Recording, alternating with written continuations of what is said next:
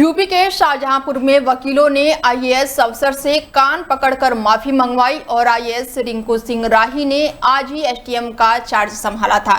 दरअसल एक फरियादी से उठक बैठक लगवाने से वकील काफी नाराज थे और इस घटना का वीडियो भी सामने आया था और घटना तहसील परिषद की बताई जा रही है। आईएएस रिंकू सिंह राही ने हाल ही में एसटीएम का चार्ज संभाला था, लेकिन जब उन्होंने वकीलों के साथ बैठक की तो किसी मामले को लेकर वकीलों और अफसरों के बीच तनाव और बढ़ गया और इस तनाव के बाद से वकीलों ने उनसे न केवल माफी मांगने की बात कही बल्कि उन्हें कान पकड़कर उठक बैठक भी करने को मजबूर कर दिया। वकीलों का आरोप था कि आईएएस अफसर ने वकीलों के साथ उचित व्यवहार नहीं किया था और उनकी अपेक्षा की थी। वहीं कुछ लोगों का कहना है कि अफसर ने वकीलों की शिकायतों को नजरअंदाज किया था, जिससे वकील बेहद नाराज हो गए थे और इस घटना का एक वीडियो सोशल मीडिया पर वायरल हो रहा है, जिसमें आईएएस अफसर रिंकू सिंह राही कान पकड़कर उठक बैठक करते हुए नजर आ रहे हैं। वीडियो में स्पष्ट देखा जा सकता है कि वकील उनका मजाक उड़ाते हुए उन्हें कान पकड़ने को मजबूर करते हैं और यह दृश्य कई लोगों के लिए चौंकाने वाला था, क्योंकि एक प्रशासनिक अधिकारी को इस तरह के अपमान का सामना करना पड़ा। वीडियो में आईएएस रिंकू सिंह राही को वकीलों से माफी मांगते हुए भी देखा जा सकता है, तो वह लगातार माफी मांगते हुए वकीलों से अनुरोध करते नजर आएंगे। रिंकू सिंह राही ने कहा है कि उनका इरादा किसी को भी अपमानित करने का नहीं था और वो आगे से इस तरह की स्थिति उत्पन्न न हो ऐसी कोशिश करेंगे और इस घटना के बाद से तहसील में प्रशासन और वकीलों के बीच संबंधों में तनाव बढ़ गया है। स्थानीय स्तर पर इस घटना को लेकर कई तरह की चर्चाएं हो रही है। वकील समाज में इसकी तीव्र आलोचना की जा रही है, जबकि प्रशासनिक अधिकारी इसे एक अनहोनी घटना के रूप में देख रहे हैं। फिलहाल वीडियो ये सोशल मीडिया पर तेजी से वायरल हो रही है। डिंपल यादव को लेकर की गई विवादित टिप्पणी पर प्रदेश की राजनीति गरमाई हुई है। मौलाना की ओर से समाजवादी पार्टी सांसद डिंपल यादव के पहनावे पर की गई टिप्पणी के बाद से सपा कार्यकर्ताओं ने मोर्चा खोल दिया है। विवाद की शुरुआत हाल ही में एक टीवी चैनल पर हुए डिबेट के दौरान हुई है। मौलाना साजिद रशीदी ने डिंपल यादव की दिल्ली स्थित एक मस्जिद में जाना और उनके पहनावे को लेकर अभद्र टिप्पणी की और ये बयान सोशल मीडिया पर वायरल होते ही विपक्षी दलों ने तीखी प्रतिक्रिया दी। तो वहीं नोएडा में मौलाना ने सपा कार्यकर्ताओं के साथ साथ सपा कार्यकर्ताओं ने मौलाना पर हमला बोल दिया और मौलाना को सपा नेता मोहित नागर ने थप्पड़ जड़ दिया है। एक निजी न्यूज चैनल के स्टूडियो में यह हमला हुआ है। वीडियो सोशल मीडिया पर तेजी से वायरल हो रहा है। मौलाना ने सपा सांसद डिंपल यादव पर टिप्पणी की थी। नोएडा के सेक्टर 126 थाना क्षेत्र में मौलाना ने सपा कार्यकर्ताओं के साथ ही हमला हुआ है और बता दें कि राज्य की सरकार की कैबिनेट मंत्री बेबी रानी मौर्य ने भी इस पर अपनी तीखी प्रतिक्रिया दी। उन्होंने कहा कि टिप्पणी न केवल एक महिला सांसद की गरिमा पर हमला है बल्कि एक भारतीय महिला की अस्मिता की चोट पहुंचे। फिलहाल मौलाना के किए गए इस बयान के बाद से यूपी की राजनीति गरमाई हुई है।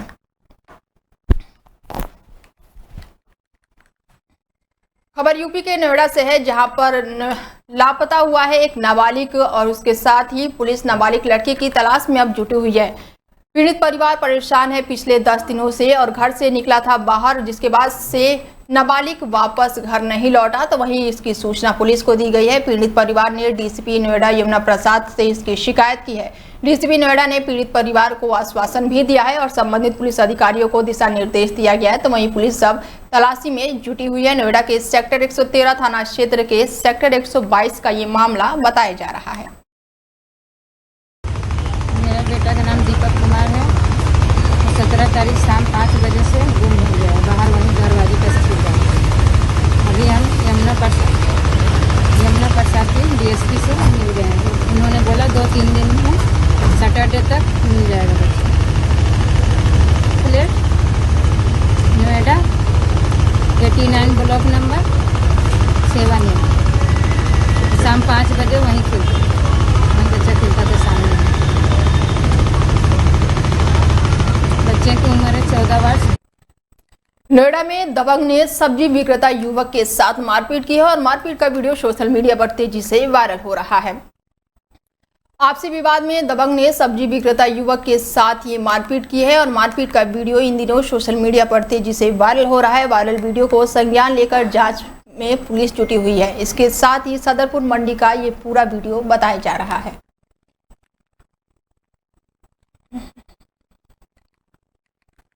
नोएडा, दिल्ली, एनसीआर में लगातार बारिश हो रही है और उमस भरी गर्मी से बच्चे और बुजुर्ग काफी परेशान थे। नोएडा में हो रही तेज हवाओं के साथ बारिश से मौसम सुहाना बना हुआ है और आसमान में काले बादल छाए हुए हैं और झमाझम बारिश हो रही है। नोएडा वासियों को उमस भरी गर्मी से राहत मिली है। नोएडा सहित दिल्ली, एनसीआर में बारिश हो रही है। उमस भरी गर्मी से बच्चों और बुजुर्ग काफी परेशान थे।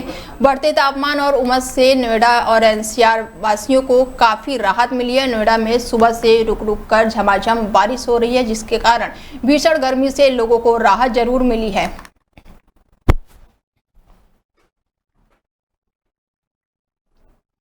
खबर यूपी के मुजफ्फरनगर से है, जहां पर इलाज के लिए युवती ने डीएम से गुहार लगाई है। आंख में मोतियाबिंद से युवती काफी परेशान है और पिता के बाद रिश्तेदारों ने भी साथ छोड़ दिया है। डीएम ने युवती के इलाज का आश्वासन भी दिया है और अपने खर्चे से युवती के आंखों का इलाज कराएंगे। युवती ने डीएम उमेश मिश्रा को धन्यवाद किया है। मुजफ्फरनगर के जिला कलेक्ट्रेट का ये पूरा मामला बताया जा रहा है। एटा में व्यापार मंडल ने मुख्यमंत्री के नाम ज्ञापन सौंपा है। व्यापारियों की मांग है कि साइबर क्राइम अपराधियों पर कार्रवाई हो। बता दें कि व्यापार मंडल ने साइबर क्राइम को लेकर मुख्यमंत्री के नाम ज्ञापन सौंपा और साइबर क्राइम की बढ़ोतरी होने पर इस पर प्रतिबंध लगाने के नाम पर मुख्यमंत्री के नाम ये ज्ञापन सौंपा गया है। व्यापारियों की मांग है कि साइबर क्राइम अपराधियों के ऊपर ठोस से ठोस कार्रवाई की जाए। व्यापारियों ने मिलकर एडीएम प्रशासन मुख्यमंत्री के नाम ये ज्ञापन सौंपा है। साइबर अपराधियों को रोकने के लिए सरकार को एक अभियान चलाना चाहिए, जिससे कि लोग जागरूक हो सकें। पूरा मामला एटा कलेक्ट्रेट का बताया जा रहा है।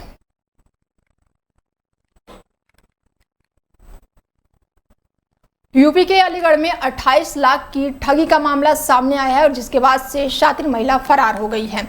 यूपी के जिला अलीगढ़ में एक शातिर महिला ने दर्जन भर से ज्यादा महिलाओं को ठगी का शिकार बनाया है। आरोपी महिला 28 लाख की ठगी करके मौके से फरार हो गई है। पीड़ित महिलाएं 2 महीने से उसकी तलाशी में जुटी हुई हैं।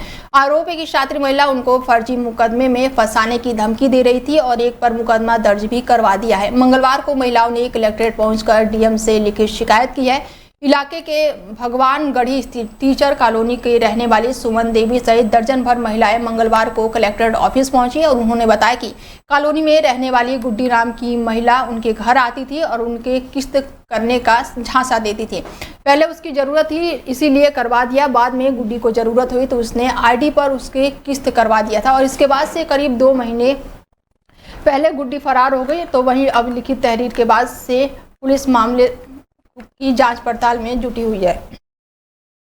कि गुड्डी पैसे लेके भाग गई। 2 महीना थे हम ढूंढ रहे हैं उसे और हमारे हाथ नहीं आई है और 2 महीना है निकल चुके। आज हमने देख के कदम उठाया जब वो हमारे हाथ नहीं आ रही है। किस चीज के पैसे लेके चले गई? ये बैंकन के पैसे लेके गई है। हमने अपने आधार कार्ड पे पैसे दिलवाए उसे। कितने? क्या कहते हैं, किसी के 60 हैं, किसी के 50 हैं, किसी के 1 लाख हैं, किसी के 80 हैं, ऐसे कुल मिलाकर 28 लाख रुपए बैठ रहे हैं। अच्छा।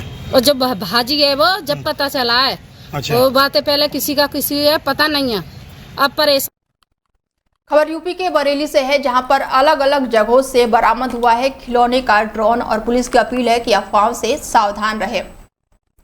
खबर यूपी के बरेली से है। हाल ही में गांव में उड़ते ड्रोन को लेकर दहशत और अफवाहों का माहौल बन गया था। कई लोगों ने सोशल मीडिया और स्थानीय पुलिस को ये माध्यम से खबर फैलानी शुरू कर दी थी और अज्ञात ड्रोन गांव की निगरानी कर रहे हैं। इसकी साजिश का भी हिस्सा बताया जा रहा था, लेकिन अब बरेली पुलिस की सक्रियता से इस पूरे मामले की सच्चाई अब सामने आ गई है। पुलिस ने जिस ड्रोन जैसी वस्तुओं को गांव से बरामद किया है उनकी जांच पड़ताल की जा रही है और वो असल में केवल खिलौना है, जिसका उपयोग कुछ शरारती तत्वों द्वारा सिर्फ मनोरंजन के लिए या फिर जानबूझकर लोगों में भ्रम फैलाने के उद्देश्य से किया गया है। पुलिस अधिकारियों के अनुसार इन खिलौनों को उड़ाकर कुछ लोग ग्रामीण इलाकों में डर और आशंका का माहौल बना रहे थे, लेकिन तकनीकी जांच और पूछताछ के बाद स्पष्ट हो गया है कि इनका किसी भी आपराधिक गतिविधियों से कोई संबंध नहीं है। 112 पे रात्रि के टाइम पे कुछ सूचनाएं आई हैं, जिसमें ये आया है कि रात को ड्रोन देखे गए और कुछ लोगों के द्वारा गांव में जग के इकट्ठे हुआ गया और कोई संदिग्ध व्यक्ति को पकड़ के उससे पूछताछ की गई कि भाई कहाँ जा रहा है, कहाँ नहीं जा रहा है। तो मैं स्पष्ट करना चाहूँगा कि किसी भी प्रकार की अफवाह पे विश्वास ना करें। कोई भी इस तरह का गैंग नहीं है जो ड्रोन का इस्तेमाल करके चोरी करता हो। ये हो सकता है कि शादी ब्याह में और अन्य आयोजनों में लोग ड्रोन का इस्तेमाल वीडियोग्राफी के लिए करते हैं।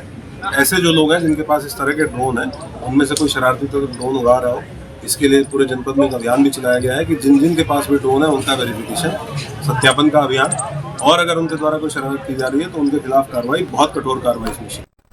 थाना बिहारीगढ़ पुलिस टीम ने खेल दिखाने के बहाने मोबाइल और कीमती सामान ठगने वाले 4 अभियुक्तों को गिरफ्तार किया है। पुलिस ने आरोपियों को बिहारीगढ़ स्थित रिसोर्ट्स के पास से संदिग्ध हालत में घूमते हुए पकड़ा और साथ ही सामान भी बरामद किया है। आरोपियों ने पूछताछ में बताया कि वो एक टेम्पो में सवार होकर सड़कों पर निकल जाते हैं और रास्ते में जो भी सवारी मिलती है उन्हें टेम्पो में बिठा लेते हैं और फिर सवारी को रस्सी में पेंसिल फंसाकर इनाम जीतने का खेल खेलने के लिए प्रेरित करते हैं और वो नकली जीत का भरोसा दिलाकर मोबाइल, नकदी और उनकी कीमती सामान एक गेम के माध्यम से दाव पर लगा लेते हैं और गेम में हार जाने पर पीड़ित को उसका मोबाइल और सामान वापस नहीं करते हैं बल्कि उसे रास्ते में उतार कर फरार हो जाते हैं।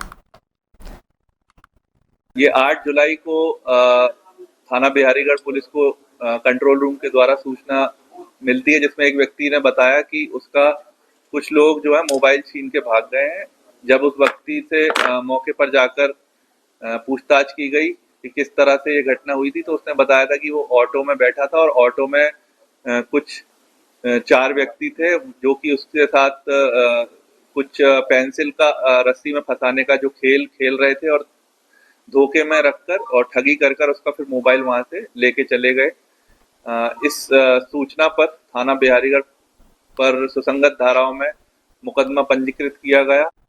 यूपी का बलिया राजनीति का गढ़ कहे जाने वाले बीजेपी के 2 दिग्गज नेताओं के बीच मारपीट की घटना सामने आई है। बैरिया विधानसभा के पूर्व भाजपा विधायक सुरेंद्र सिंह और बलिया के पूर्व सांसद वीरेंद्र सिंह मस्त के बेटे विपेंद्र प्रताप सिंह के बीच जमकर मारपीट का मामला सामने आया है। बताया जा रहा है कि मारपीट की इस घटना में पूर्व विधायक सुरेंद्र सिंह, उनके बेटे सहित 4 लोग गंभीर रूप से घायल हुए हैं, जबकि दूसरा पक्ष यानी कि पूर्व सांसद वीरेंद्र सिंह के बेटे सहित 4 अन्य लोग भी घायल होने की सूचना सामने आ रही है।